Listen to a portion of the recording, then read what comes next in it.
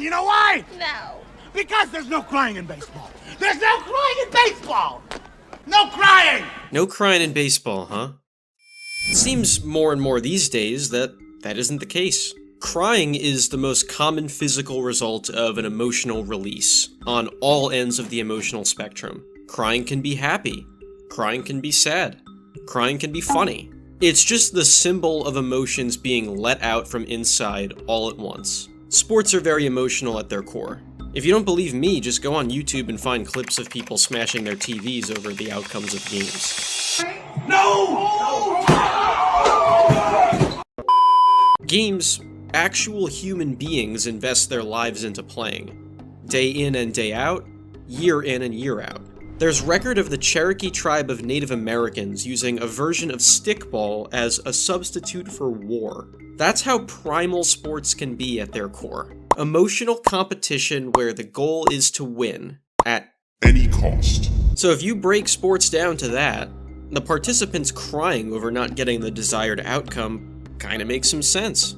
Especially in the setting of a game itself, while the emotions are as fresh and unprocessed as can be. All these athletes, male athletes by the way, cried in their uniforms in a game setting. With the whole spiel I just went on about how inherently emotional sports are, you'd expect people to be more empathetic towards the idea of crying in sports.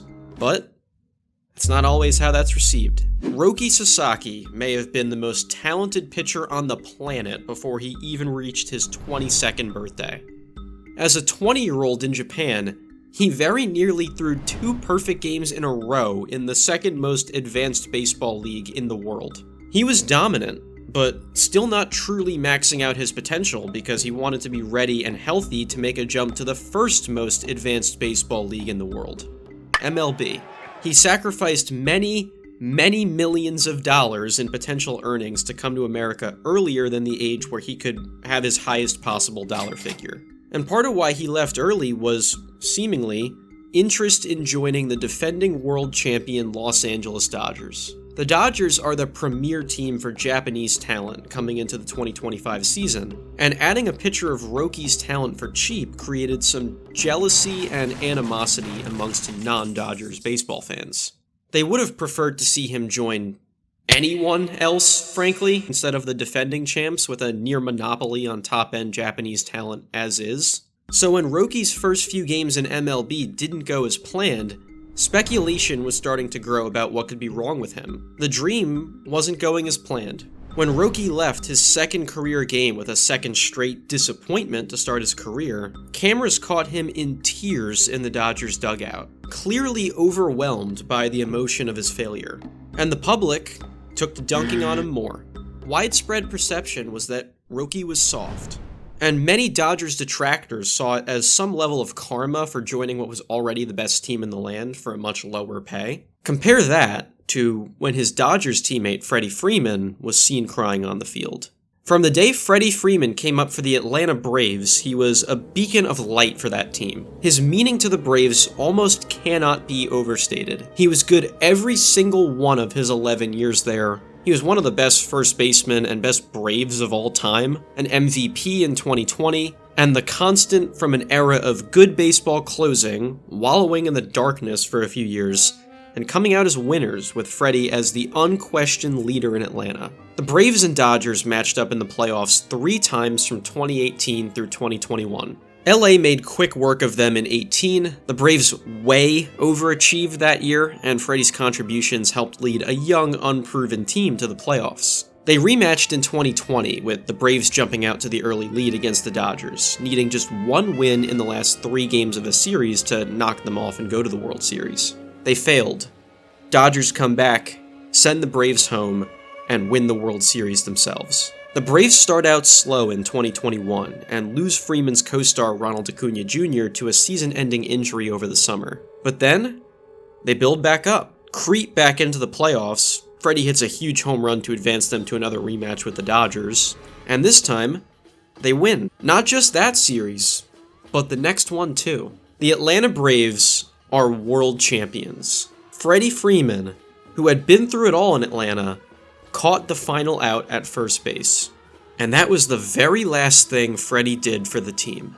That offseason, Freddie Freeman's contract expired. He hit the open market, available to join any team, but no one really expected Freddie to leave Atlanta, ever. It just wouldn't look right. Freddie Freeman wearing someone else's uniform looks as weird as Pops trying to dress cool to go do slam poetry against Blitz, Comet, and Alpha Dog again. The Braves expected Freddie to stay. Freddie expected Freddie to stay, but that's not what came to be. Freddie's representation and the Braves brass played hardball with each other, eventually feeling as though Freddie leaving was imminent based on a deadline from his agency. The Braves traded for his replacement, catching the entire baseball world off guard, Freddie included. Several days later, Freddie Freeman became a Los Angeles Dodger, the same team he spent the last few years trying and succeeding to overthrow. Now he has to put on their uniform for the next 6 years. Bonus crying here. The general manager of the Braves cried when it became official that Freddie wasn't coming back. That's how crushing it was to lose him. When he returned in the Dodgers' first visit to Atlanta in 2022, the city Freddie used to call home, just a few weeks into his Dodgers tenure, Freddie was overwhelmed by the memories and emotions. He broke down. To finally win it. Man, there's no better feeling in the sport. So, Freddie Freeman!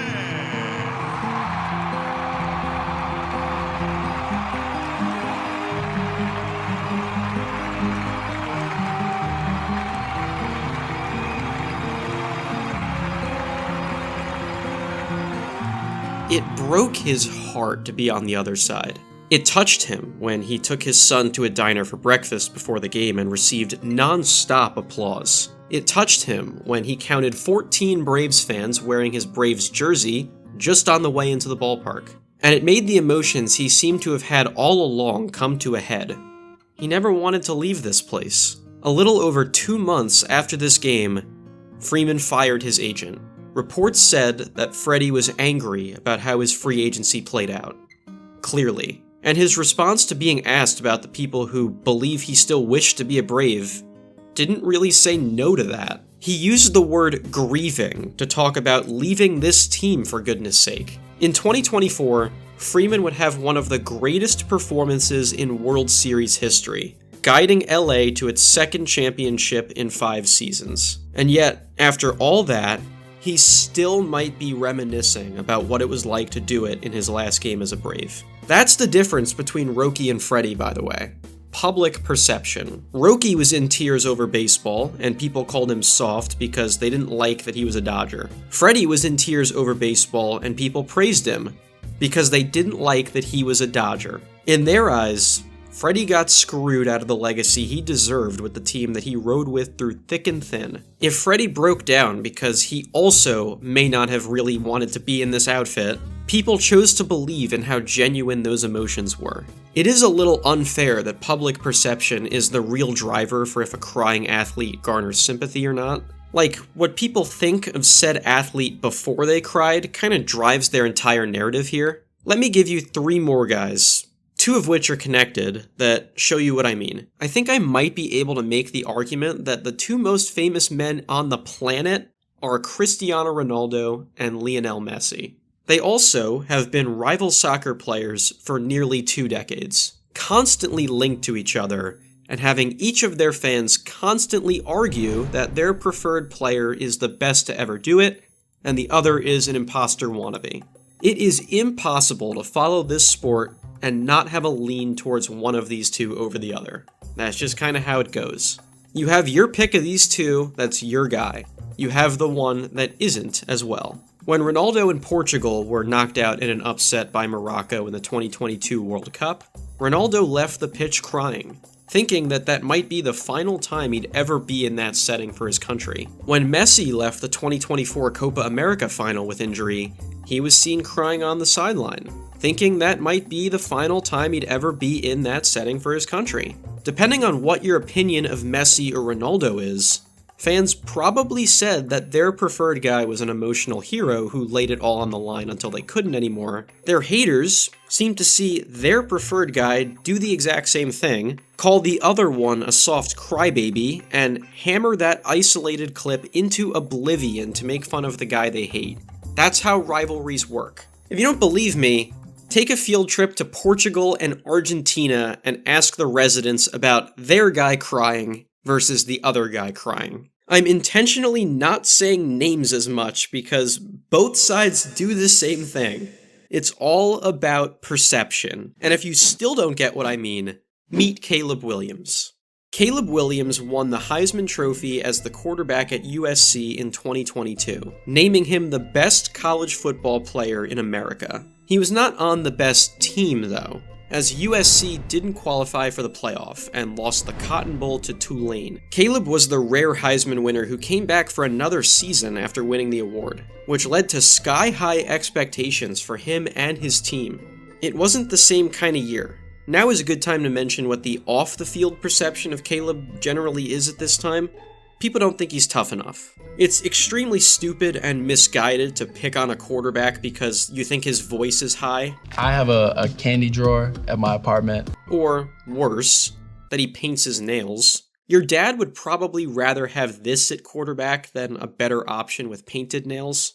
That's typically how football fans think. I mean, a professional sports analyst tried to say that Dak Prescott wasn't qualified to leave the Dallas Cowboys because he opened up about mental health struggles. Just don't make me question whether you're made of the right stuff to stand up to that job, because that's a hard job he's got. For me, Skip, he got there. Late in the 2023 season, USC lost a hard-fought game at home to Washington, dropping to 7-3 on the season, effectively ending their shot at winning any kind of championship. Cameras caught Caleb hopping into the stands in full uniform and crying in his mother's arms, and the reaction was exactly what you'd expect. Caleb was, to this point, a quarterback who hadn't won anything and had painted nails. The unfair and unfortunate reality is, that doesn't get you seen as a gritty competitor leaving it all out there. That gets you called a mama's boy. D. Strange Gordon, who just went by D. Gordon for much of his MLB career until he switched back to his full legal name to honor his mother that had passed away, was a second baseman for the 2016 Miami Marlins. You might have garnered this just by looking at his slender build, but he was not a big-time home run hitter. Here, I'll put that into perspective. Gordon had just 4 home runs as an everyday hitter for the Marlins during his time with the team so far. Jose Fernandez, their ace pitcher and heart of the team, had 2. Remember, a pitcher, not a full-time hitter. Fernandez was beloved by basically everyone in Miami, and in baseball, his personality was infectious. He was a fun guy who loved having fun, and was essential to the identity of the Marlins team. This was until he unexpectedly died in a boating accident late in the 2016 season. This shook the entire baseball world to its core. So imagine being at the very center of that core, being the guys who spent more time with Jose in the Marlins clubhouse than they did their own families. D was one of these devastated teammates, and cameras captured him out by the Marlins pitching mound, inconsolably emotional, shortly after learning the news that Jose unexpectedly passed. Potentially taking refuge, comforting himself at the mound Jose dominated on. I've been there before. Not the Marlins Park mound, but losing a friend you only just saw very recently. Completely unexpectedly, too. It rocks your world and your life perception like nothing else. And processing those emotions at first is a near indescribable whirlwind. The Marlins canceled their game that day, as the group of guys who Jose called teammates were in no way, shape, or form capable of playing a baseball game this early on in the grieving process. Everybody understood, and everybody felt for them in the sports world. This is not a video about how the story of Jose's tragic passing changed over time. That's what this video was for.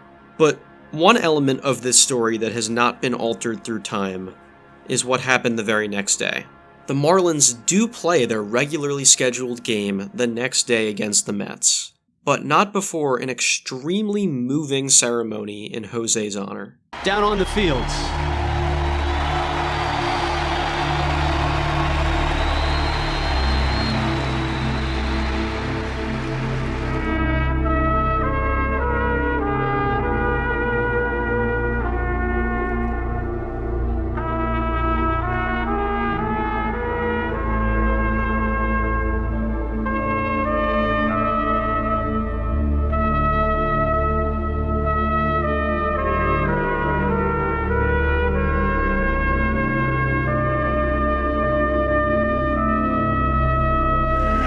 they're going to do it, but the Miami Marlins are going to play a baseball game against the Mets tonight. The magnitude of the emotion out there from the players, particularly the Marlin players, you saw their expressions on their face and their eyes. It's tough. It's a tough day. D is the first hitter of the game for the Marlins, stepping in on the other side of the batter's box and mimicking Jose's batting stance for the first pitch he sees, wearing Jose's name and number on his back tonight as well, as the whole Marlins team is doing. And then...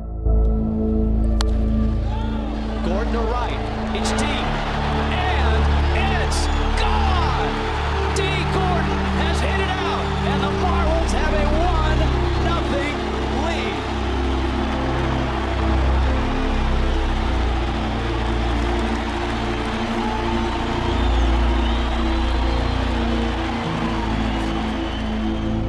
Loss of someone you love is a very common reason for breaking down. Tony Womack once did something very similar for the Diamondbacks after losing his father.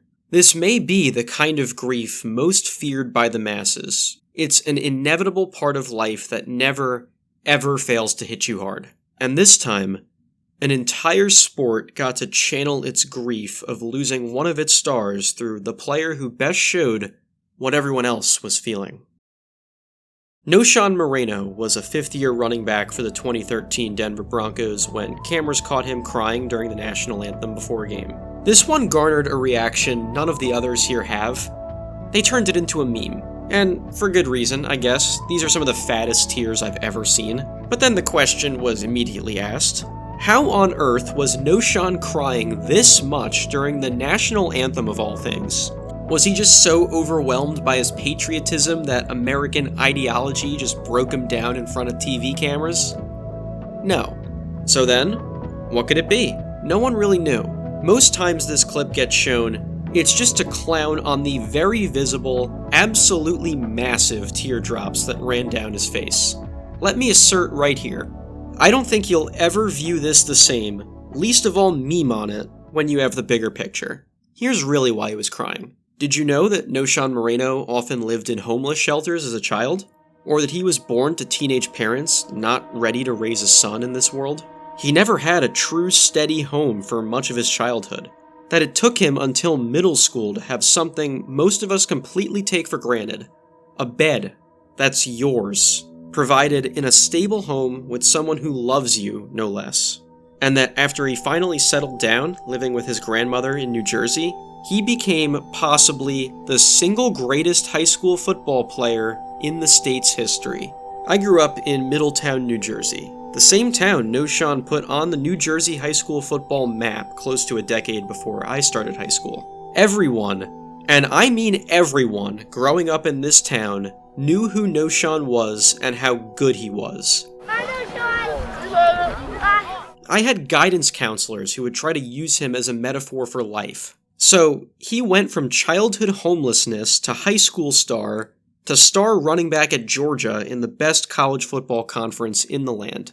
I have no other piece in the video to mention this, but here's the entire Georgia team celebrating one of his touchdowns. And here comes the entire team, watch this! Noshan then naturally parlayed being one of the best college football players around into being a first-round draft pick with the Broncos. And it didn't come easy for him in the NFL. Which tracks, nothing seems to come easy for this guy. His career had been fine, but not exactly to expectations when, in his third season, he tore his ACL, missing most of the year. And then after the season being hit with a DUI. Life was caving in for Noshan as he knew it. Again. Until, in that 2013 season, he rebounded, having the best year of his career on a Super Bowl-bound Bronco team. Noshan had been through a roller coaster of life instability, personal struggles, some other bumps in the maturation process along the way, and physical injuries. And he came out on the other side. He trusted his dream of playing in the NFL and succeeding in it, and his faith the entire time. You know, you always dream to get to the NFL and to play in big games, this and that, you know? You dream of it. You try to put yourself in the right positions to maybe one day get in that position. But to finally actually be here is kind of surreal, you know what I mean? He said that during that anthem, he reflected on his life, ran through all the ups and downs in his mind, thanked God for being in a spot where he made it out okay, and the emotions came out for everyone to see. You want to know who knew that Knowshon came out on the other side through all of this adversity? Knowshon did. To a lesser extent, he was emotional after the game too. Just being so blessed to play this game and being a part of this team and different things that go on throughout your life, and just the emotion, always gets me, and emotion always gets me, and I just love this game so much, and I guess it got the best of me again. He was totally right to have the mindset of being so overwhelmed with joy and emotion for simply being here. Football is a fickle game that's tough to last in. Knowshon already learned that when he tore up his knee 2 years prior. Less than 2 years after this clip, Knowshon was out of football entirely, having torn the same ACL again just 1 season later. You can find him today as a real estate agent in Colorado. More than anyone else in any of these stories, I am damn near certain that Knowshon has no regrets about how his career transpired. He made it. It all worked out for him, and it seems like he realized that and made peace with it right here.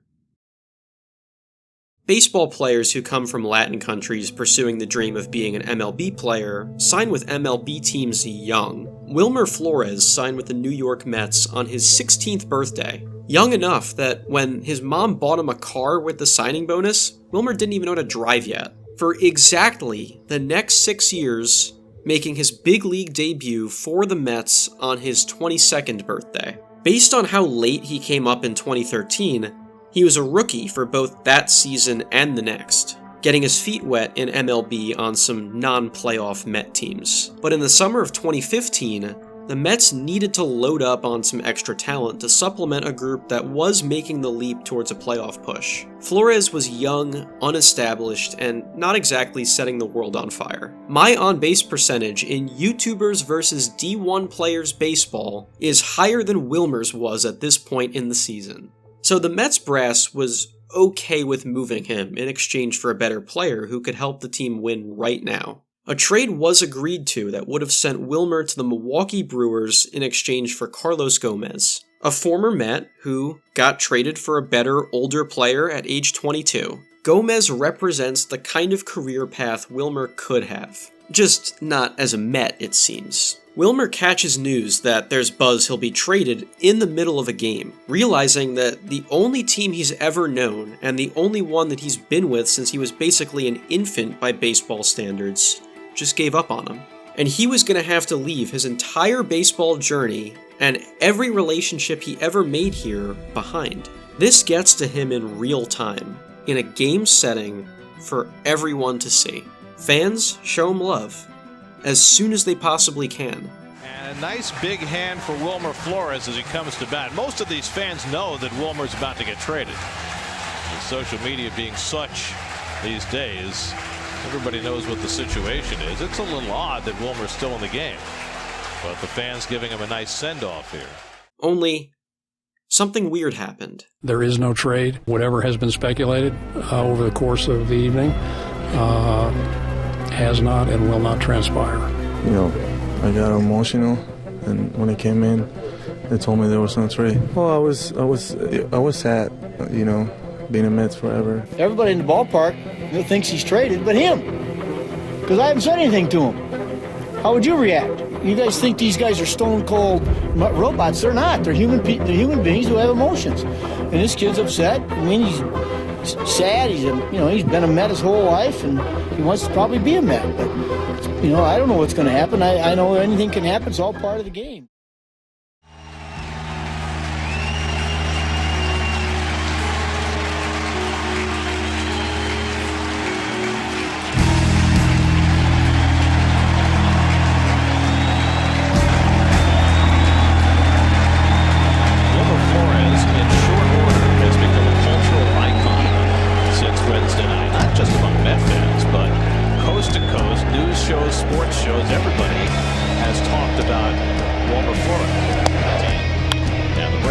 Sharply and a great diving stop by Flores, and he throws him out.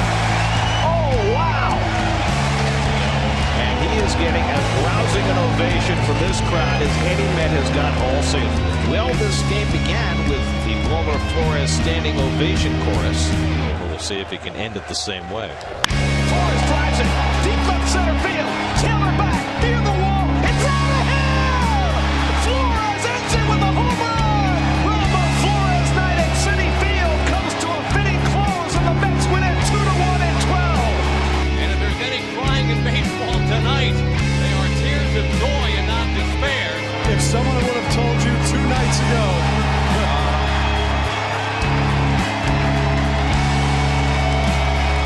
Wilmer, congratulations. These fans are glad you're here. I know your teammates certainly are. Thanks for the time. Thank you. Wilmer Flores not only became a cult hero in Mets land for loving the team so much that he cried upon the thought of leaving it, then cemented himself in team history forever 2 days later. A walk-off home run that kickstarted a summer ride that lasted all the way to the Fall Classic. Wilmer Flores can do no wrong in the eyes of Mets fans. And it started with crying on the field.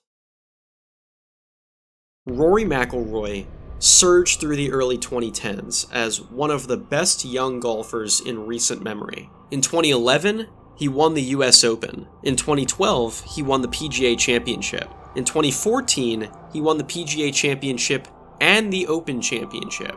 Then, he didn't win a major title for the next decade plus. What always eluded Rory was a win at the most prestigious golf tournament of them all, the Masters, and the nice fashion upgrade of one of those green jackets they give you for winning it. The final boss of Fortnite skins / GTA outfit gets in the golf world, to put it into Zoomer terminology. The big one always eluded him, and he was pushing into his mid-30s without ever finishing the job, so to speak. And to make matters worse, Rory had a bit of a reputation for crumbling when the spotlight went right on him. 2019 Open Championship, a tournament he's already won, sure, but this one's about an hour away from where he grew up in Northern Ireland. So, to some extent, this is his tournament in the eyes of the golf world. He is the favorite to win this thing after all. The very first shot he takes sails completely off the face of the earth into where Ozzie Smith went in that one Simpsons episode. He's bounced from the tournament completely after just 2 rounds. What else can go wrong? Let's go back to the elusive Masters, where in 2011, he has the overall lead through 2 rounds rather than being out of the tournament through 2 rounds. A lead he doubles after the 3rd round, building all the way up to a 54-hole lead. He just has to not drown, and he gets a fantastic shot at winning his first Masters, and winds up not even finishing in the top 10. He was just 21 years old and could taste victory at the biggest event in all of golf. On the last day of play, he shot 8 over par and finished in 15th place. Life comes at you fast, and evidently, young promising golfers may never get this close again for a while. 13 years later, at the 2024 US Open, Rory has a chance to take home his first major championship in a decade. I'm gonna make this one extremely simple. All Rory has to do is make this putt, and he wins this thing.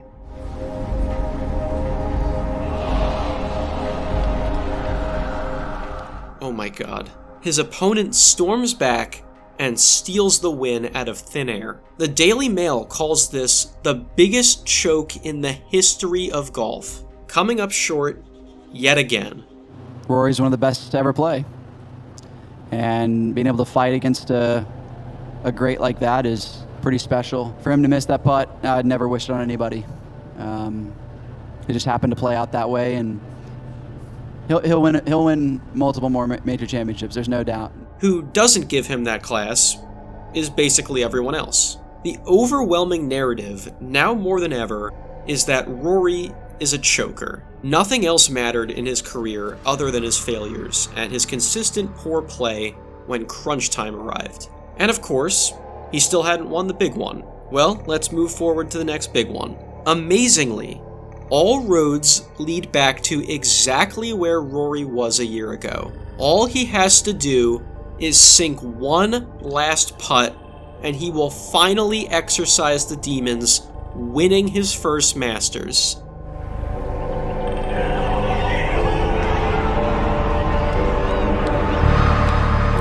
You have got to be kidding me. Thankfully, for Rory's sanity, he's not dead just yet. He's sent to a playoff that will decide the 2025 Masters. His opponent misses a chance to ice it for himself, giving Rory just enough breathing room to do this. The long journey is over. McIlroy has his masterpiece.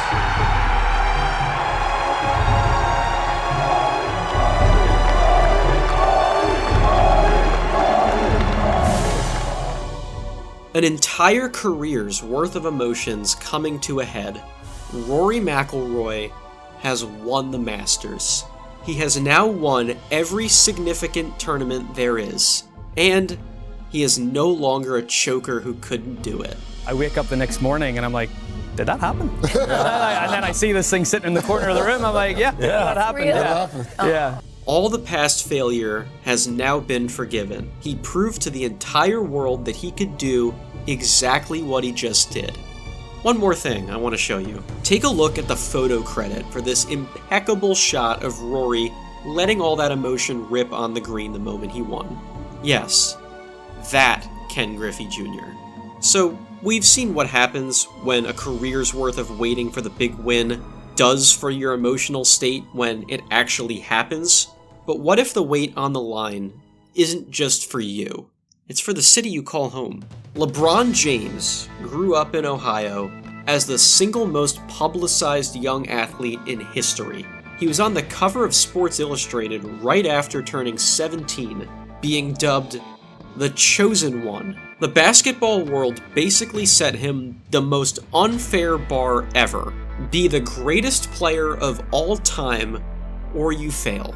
I mean, is that not what the Chosen One implies? His high school games were nationally televised. Everyone already knew he was going to leapfrog every college and international prospect and go #1 in the NBA draft.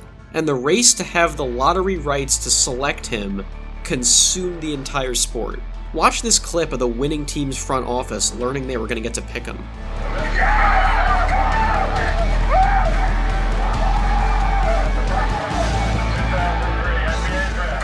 It was obvious that LeBron was going to be the top player drafted. The expectations were that he was going to be a savior to someone's franchise as the greatest player ever, after all. And best of all, the team that won his rights was 45 minutes away from his hometown. Sure, the Cleveland Cavaliers had the best chance to land LeBron in this lottery, but that's all it was. A chance. Until it wasn't. It was as close to a fairy tale start as you could imagine, especially when the arc of LeBron blossoming with Cleveland was constantly on the upswing, either for him, the team, or both. He near single-handedly turned a losing team into a winning team within 2 years. They get to the playoffs in year 3, they get to the finals in year 4. Swept by the Spurs, though. This team really is LeBron and his pals versus the Spurs dynasty. The Cavaliers are still one of the top teams in the East the next 3 years. LeBron wins 2 MVP awards and is unquestionably the best talent in the NBA by the time he's 25. But they never get back into the finals. LeBron hits free agency at 25 years old, the hottest free agent in NBA history, maybe even sports history. The announcement of where he's going to play next is televised, which at this time is just unheard of, and staying in Cleveland doesn't really seem to be on his mind. LeBron was never 100% respected by his Cavs teammates here. When he gets drafted, his teammates are openly and publicly skeptical of the kind of impact he'll actually have. We have better players than him in his position already on our team, bro. I don't think you can really just bring a high school player in and really just think your team gonna really turn around like that. If he come, you know what I'm saying, he can just hop on our bandwagon. I mean, he is only a couple months removed from social studies tests as an 18-year-old in 2003, and he's got some teammates born when Nixon was president. There are plenty of examples you can point to, whether 100% true or not, that indicate there wasn't always an unconditional respect between LeBron and his Cavs teammates. I mean, Do I need to say any more? LeBron, man, go ask anyone else on this court to take the picture. Go smile with your friends. His closest NBA friends come from the same age range as him, unsurprisingly. He bonds a lot with fellow 2003 draftees and Team USA teammates Dwayne Wade and Chris Bosh. And it's believed that at some point, those three decided they were going to play together again as soon as they all could. It was just a matter of where. Bosh and LeBron both became free agents at the same time, and Wade's pre-existing team in Miami was more than willing to create a team of three superstars with LeBron as its new face. LeBron was ready and willing to leave home for the first time ever and sign a deal with the Miami Heat. He gets ripped for this by the entire basketball community, but in hindsight, it makes sense. In this fall, I'm going to take my talents to South Beach and join the Miami Heat. I've decided, this is tough. I have decided I am going to take my appetite to the Outback Steakhouse. He did what anyone who'd never called anywhere but Ohio home would do when given the chance he was given. Cleveland was heartbroken and devastated. Then after all this, not good at basketball. LeBron went to the finals each of the next 4 years in Miami, winning 2 championships. It's about damn time. It's about damn time. Cleveland never even got close. The chosen one was fulfilling his destiny all right for Miami. But then, something happened after that 4th year. LeBron had the right to leave his contract with Miami and test the open market again. He had the choice of where he was going to play again. Plenty of teams were interested, even fewer actually had a real shot. Miami was still the overwhelming favorite to retain him, but if he's testing out the market at all, that's far from a guarantee that he's going to stay there. A couple weeks later, LeBron writes an essay to Sports Illustrated announcing his intentions to come home. I always believed that I'd return to Cleveland and finish my career there. I just didn't know when. The more time passed, the more it felt right. This is what makes me happy, LeBron wrote. This really blew people away. A pleasant surprise to the sports world. He further explained that he left Cleveland in pursuit of championships, and now that he's achieved that for himself, he wants to do it again for his hometown team. No Cleveland sports team has won a major championship in 50 years. When the Browns won the NFL championship before the Super Bowl even existed. Yes, you heard that right. It was 2014 and no Cleveland sports team had won a title at all since before the Super Bowl was a real thing.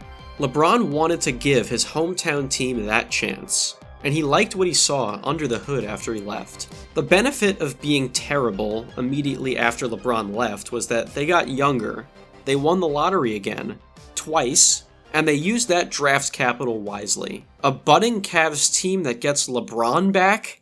Say less. From St. Vincent, St. Mary High School, in Akron, Ohio, number 23, LeBron James. The rebound, outlets LeBron, and he is fouled. 8 counts of the foul on Carmelo Anthony. So LeBron James with his first field goal in his return to the Cavaliers. Thomas stripped and stolen. Love ahead to James. James throws it down. And LeBron James has not lost a first-round series. 13 straight first-round games. James for the win. It's gone. LeBron James at the buzzer stuns the Chicago Bulls. As the Cavs win the series 4-2. James will head to his 5th consecutive conference final. We got a young group that's very hungry, and we're still even though we're the most unexperienced group, but we will get back to work and wait for our next opponent.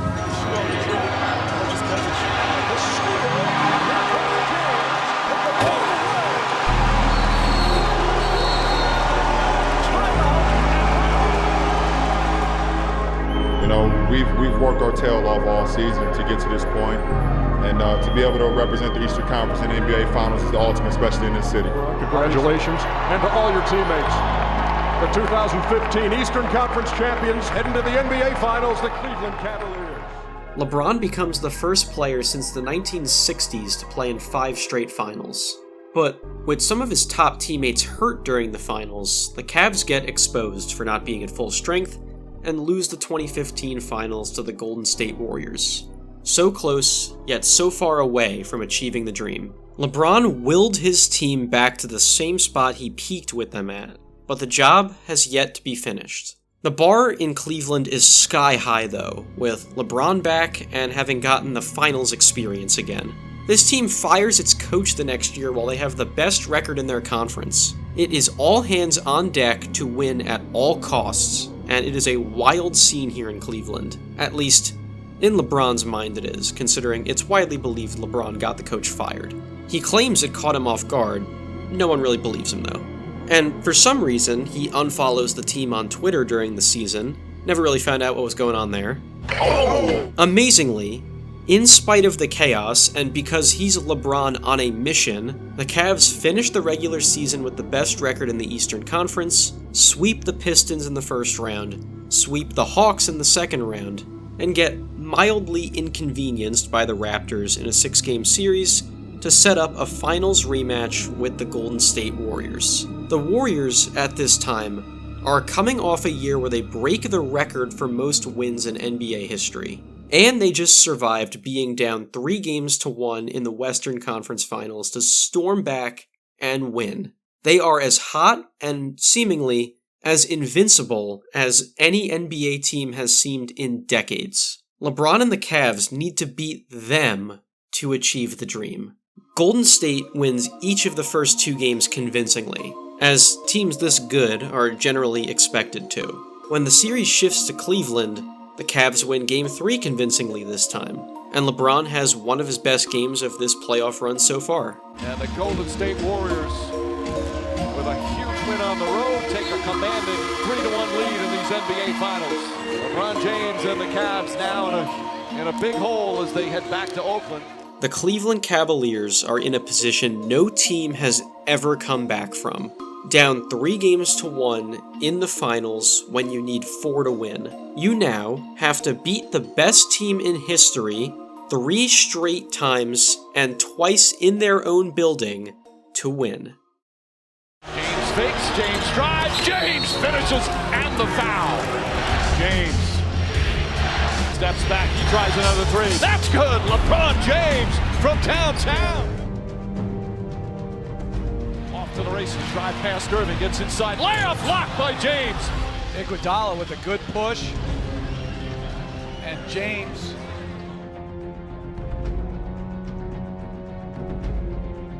Cleveland forces a Game 6. As you go home, again, your season will be hanging in the balance. What must travel back to Cleveland with you? We're just happy we got another day. That's all we can ask for. They're saying this is the biggest game in franchise history and one of the biggest nights in the city's sports history.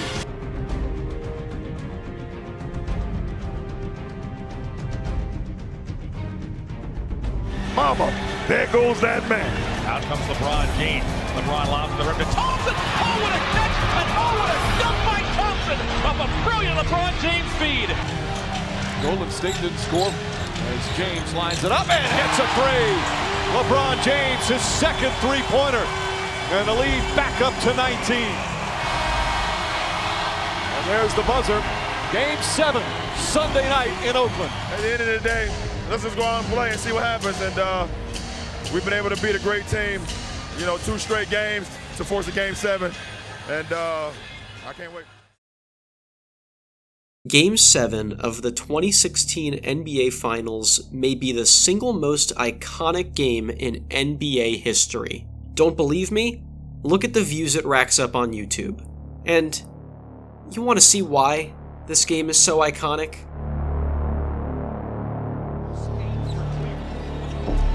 James drives in hard. Nice adjustment with the left hand. Green leading the break. Green's pass stolen by James. A moment it's all alone.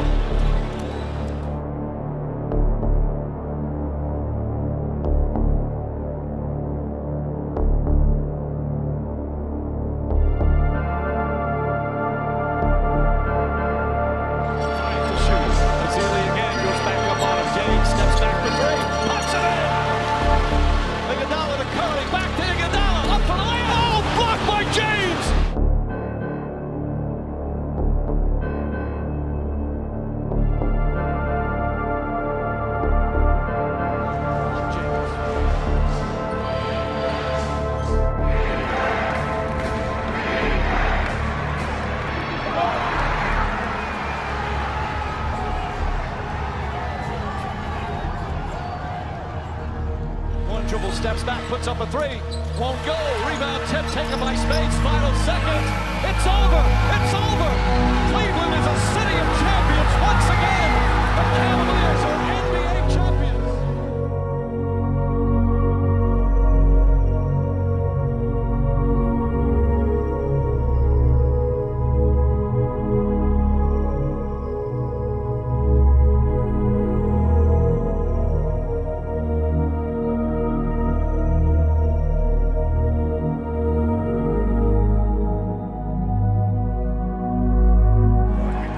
I set out a goal 2 years when I came back to bring a championship to this city. The curse is over.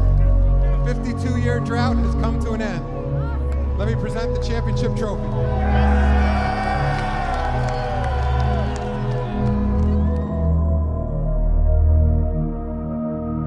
They did it.